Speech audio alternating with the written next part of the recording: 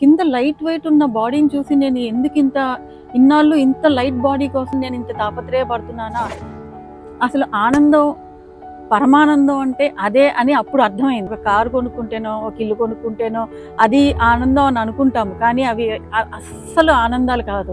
ఆ ఆనందం అనుభవిస్తే మనం ఇంకా ఏ జోలికి దేని జోలికి వెళ్ళాం. అప్పుడు ఆయన ప్రెజెన్స్ లో నాకు విపరీతమైన ఎనర్జీస్ ఫామ్ అయిపోయి అది 3 రోజుల వరకు వెళ్ళలేదు. నా లైఫ్ మీద నాకు టెన్షన్ లేదండి, అసలు రేపు ఏం జరుగుతుంది అనే టెన్షన్ లేదు. ఎందుకంటే నాకు అంతటి నమ్మకం ఆ గురువులు ఉన్నారు అని. ఓం సుషుమ్న, ఓం శ్రీ గురుభ్యో నమః. సుషుమ్న ది ఇన్నర్ మిరకల్స్ కార్యక్రమానికి మీ అందరికీ స్వాగతం. ఈరోజు మనం డాలస్లో శ్రీమతి స్వాతి గారి అనుభవాల గురించి తెలుసుకుందాం. ఓం సుషుమ్న స్వాతి. ఓం సుషుమ్న అండి. మీ సుషుమ్న క్రియాయోగ ప్రయాణం ఎలా మొదలైందో మాకు వివరిస్తారా? షూర్ అండి. మొట్టమొదట్లో 2009లో మా అమ్మగారు యూఎస్ వచ్చారు. అంతకుముందు వరకు మా అమ్మగారు ఏం చెప్తే అది రెగ్యులర్గా ఫాలో అయిపోయే మనిషిని నేను. దాంట్లో క్వశ్చన్స్ అడిగి ఏమి అట్లా అడిగి ఎందువల్ల నేను చేయాలి అలా అడిగే మనస్తత్వం కాదు నాది. అమ్మ 2009లో యూఎస్ రావడం, అమ్మ ఆ టైంలో మా అమ్మగారు ఆ టైంలో నాకు సుషుమ్న క్రియ యోగాని ఇవ్వడం, నాకు అప్పటి నుంచి సాధన కంటిన్యూస్గా చేయడం అలా మొదలైందండి. మా అమ్మగారి నుంచి 2006 నుంచి తీసుకున్నారు. అప్పటి నుంచి ప్రథమ శిష్యులు ఆవిడ నుంచి అమ్మగారి నుంచి నేను తీసుకున్నాను సుషుమ్న క్రియాయోగ. ఆ తర్వాత ఏంటి ఎందుకు అని అడగకుండా రోజు రెగ్యులర్గా ప్రాక్టీస్ చేసుకుంటూ ఉండేదాన్ని. అసలు నాకు మెడిటేషన్ అంటే ఏంటో తెలీదు, ఎందుకు చేయాలో తెలీదు. ఇదివరకు నుంచి అమ్మ అన్ని మామూలుగా మంత్ర సాధన అవన్నీ ఇస్తుంటే చేసుకోవడంతో పాటు సుషుమ్న క్రియాయోగాన్ని తీసుకుని అది కూడా సుషుమ్న క్రియాయోగాన్ని కూడా రెగ్యులర్గా మెడిటేషన్ని తెల్లవారుజామున 4 లేచి చేసుకుంటూ ఉండేదాన్ని. కానీ ఏంటి అలా చేసుకోవడం వెళ్తూ ఉండగా నాకు అసలు దానివల్ల సుషుమ్న క్రియ ఏం చేస్తోంది నాకు అన్నది అర్థమైంది. నాకు నెమ్మదిగా ఎక్స్పీరియన్సెస్ రావడం మొదలయ్యాయి. మొట్టమొదట్లో మంచి సువాసనలు, ఆ సువాసన అసలు ఎక్స్ప్లెయిన్ చేయలేని సువాసన అది. అవి వచ్చాయి. తర్వాత నెమ్మదిగా నా ఈ ప్లేస్లో నాకు గుడిగంటలు తెల్లవారుజామున 4కి చేసుకుంటున్నప్పుడు గుడిగంటలు విపరీతంగా ఇక్కడి నుంచి నాకు గుడిగంటలు వినిపించేవి. లేచి కొంచెంసేపు నేను నిజంగానే గుడిగంటలు వింటున్నానా అని చెక్ చేసుకుంటుంటే నేను అలా అటువైపు నేను కొంచెం వెళ్ళి మంచినీళ్ళు తాగి 5 నిమిషాలకు కూడాను ఇంకా అలా గుడిగంటలు వినిపించి అసలు అట్లాంటివి జరుగుతాయా, ఇట్లాంటివి ఉంటాయా, నాకు ఎక్కడి నుంచో శబ్దాలు వినిపిస్తున్నాయా అని అనుకునేదాన్ని. ఎందుకు జరుగుతున్నాయి ఏమిటి కూడా అర్థమయ్యేది కాదు. ఆ తర్వాత ఒకసారి ఇలాగే మెడిటేషన్ చేసేసుకుని తెల్లవారుజామున నేను కొంచెంసేపు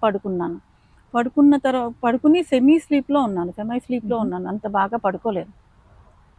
అప్పుడు నాలో ఉన్న సోల్ కాస్త పైకెళ్ళి నన్ను నేను చూసుకుంటూ చెక్ చేసుకున్నప్పుడు కింద బాడీ ఎంత లైట్ వెయిట్ ఉందంటే పైన మళ్ళీ సోల్ దగ్గరికి వెళ్ళినప్పుడు అది చాలా బరువుగా ఉంది.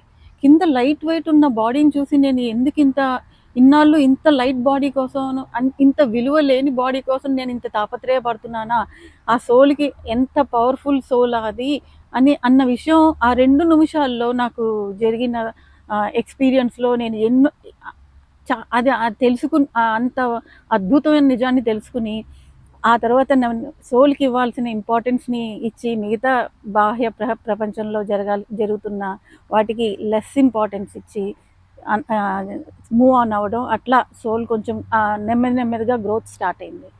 ఆ మధ్యలోనే ఆ టైంలోనే మళ్ళీ మనం అవతల మనుషుల నుంచి వాళ్ళని చూసి కాంపిటేటివ్ స్పిరిట్ మనకి యూజువల్లీ పుట్టినప్పటి నుంచి మనకి అందరికీ ఉంటుంది కదా.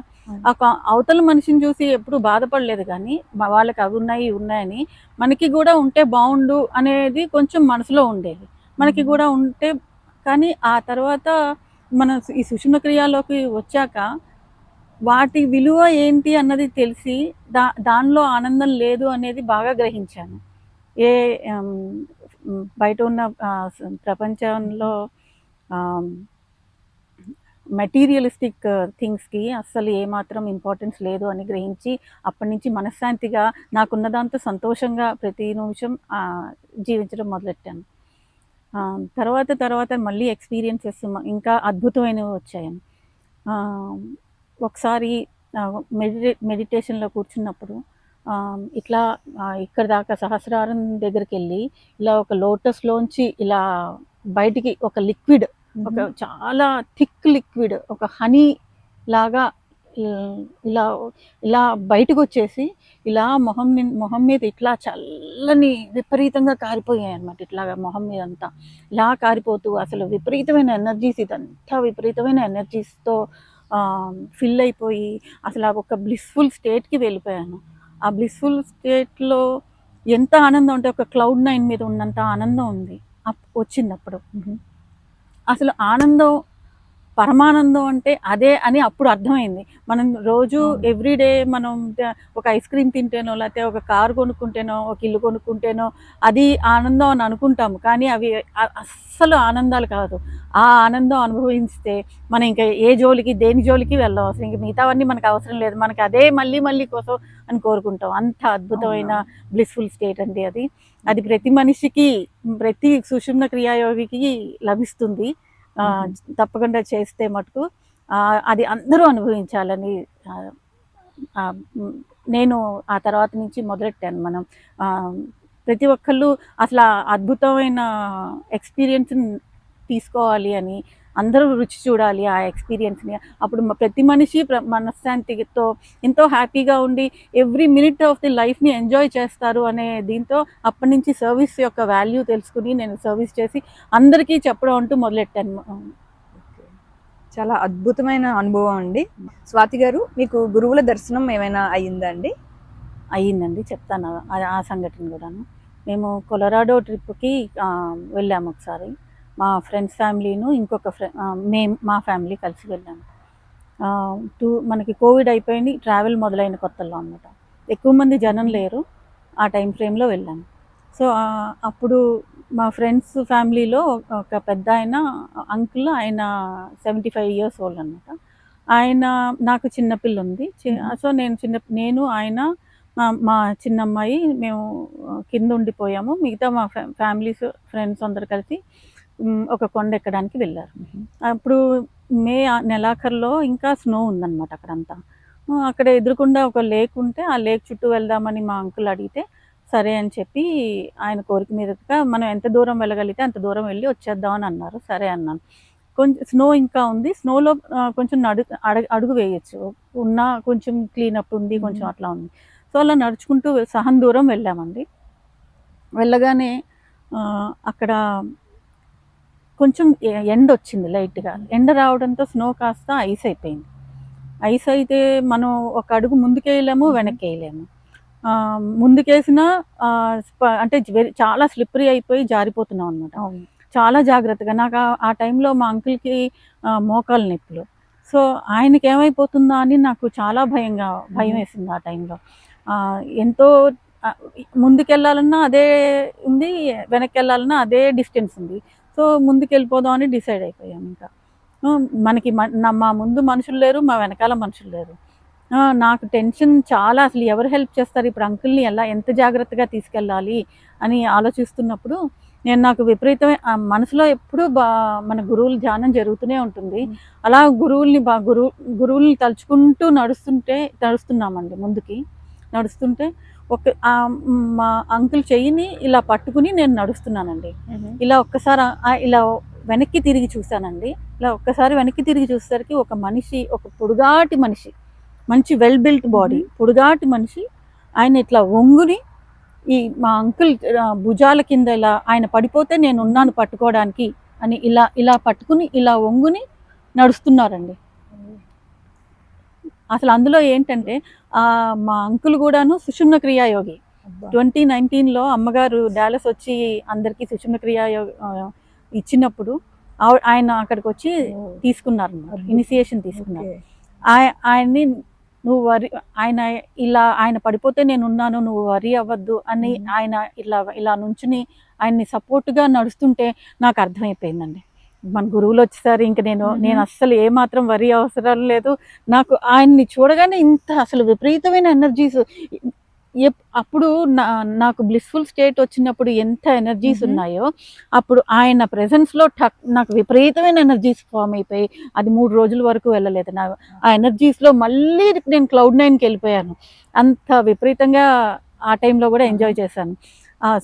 మళ్ళీ ఆయన వెనకాల చాలా మంది చిన్న పిల్లల దగ్గర నుంచి 3 జనరేషన్స్ టైప్లో బోల్డ్ మంది ఆయన వెనకాల ఆయన ఫ్యామిలీ గంతులేసుకుంటూ పాటలు పాడుకుంటూ ఎగురుకుంటూ అంత ఐస్లో ఎవరన్నా అంత పడిపోతామని మాకు భయం ఉన్నప్పుడు వాళ్ళకి ఏమీ లేదండి. ఎంతమంది ఫ్యామిలీ ఉన్నారంటే ఆయన వెనకాల వాళ్ళందరూ పాటలు పాడుకుంటూ జోకులు వేసుకుంటూ నవ్వుకుంటూ గెంతులేసుకుంటూ ఎగురుకుంటూ వాళ్ళు ఆయన వెనకాల వస్తున్నారండి. క్లియర్గానే కనిపించిందండి. అసలు మేము చూసాం ఆయన్ని దాటుకుని మమ్మల్ని దాటుకుని ఒక్క మనిషి కూడా ముందుకెళ్ళలేదండి. వాళ్ళు వెనకాలే ఉన్నారు, మాకు వెనకాలే ఉండి అంత మేము ఉన్నాము, నువ్వు వరి అవ్వకు, నువ్వు మిమ్మల్ని సేఫ్గా తీసుకెళ్తాము అని ఇచ్చినట్టు నాకు ఆ భయం పోయిందండి. ఆయన ఎప్పుడైతే ఇలా వచ్చి చూసానో, గురువులు వచ్చేసారు, ఇంకా నాకేమీ భయం లేదు అనే కాన్ఫిడెన్స్ వచ్చేసింది. ఆయన మమ్మల్ని అక్కడ దాకా మాకు సేఫ్ ప్లేస్కి తీసుకెళ్ళి అక్కడ దింపేసి మళ్ళీ ఆయన ఫ్యామిలీ ఇలా సైడ్కి వెళ్తే వాళ్ళ ఫ్యామిలీతో పాటు కలవడానికి కొంచెం వెనక్కి వచ్చారు. మేము అక్కడి నుంచి అంకుల్, నేను, మా అమ్మాయి మేము మళ్ళీ మా రెగ్యులర్ స్పాట్కి వెళ్ళడానికి మేము బస్ ఎక్కాలండి. అక్కడ బస్ స్టాప్ ఉంటుంది, ఇంకా అదే అటువైపే రూట్, ఇంకా అక్కడి నుంచి వేరే రూట్ లేదు. మేము గంట సేపు వెయిట్ చేసామండి అదే బస్ స్టాప్లో. ఆయన వస్తారేమో, ఆయనకి ఇంకొకసారి చూద్దాము అని నేను అలా కళ్ళు పెట్టుకుని వెయిట్ చేశాను. ఆయన అసలు ఎక్కడ మళ్ళీ వాళ్ళ ఫ్యామిలీ కానీ ఆయన కానీ మళ్ళీ కనిపించలేదండి.